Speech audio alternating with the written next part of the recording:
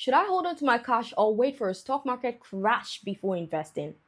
That sounds like a really smart idea, but let me tell you something, it's gonna backfire.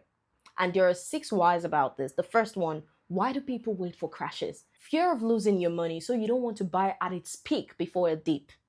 Bargain hunting. So getting 30% of a quality stock, it's actually very tempting. Illusion of control. It feels safer to be on the sideline and wait until the market looks completely clean before putting your money into it. Why timing a market is so difficult? There are no alarms. Market bottoms are only in hindsight. Emotional trap. So the moment the stock price crashes, it puts a lot of people in fear and they don't just want to buy anyways, missing the best days. Number three, historical evidence, consistency wins. Time in the market and timing the market.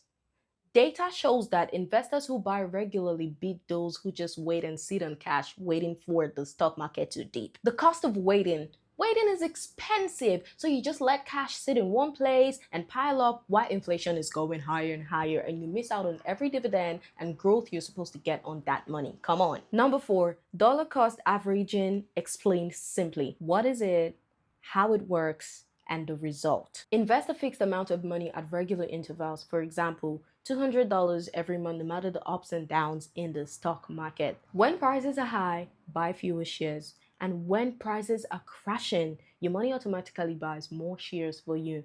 Third thing you want to do is to take away your emotions from this equation. Who should keep cash versus who should invest now? If I'm going this way, you know what I'm saying, keep your cash. If I'm going this way, I'm saying invest. Keep cash if you lack emergency funds of 3 to 6 months expenses. You should invest if you have a long-term horizon of about 5 years. Keep your cash if you need the money within 1 to 3 years. You should invest it if you have your high debt already paid off. Keep the money if you have need of it within 1 to 3 years. You should invest your money if you already have your high interest debt paid off. Keep your money if you have unstable income. But if you want to build long-term wealth, you should invest that money. Number six is going to be the beginner safety plan.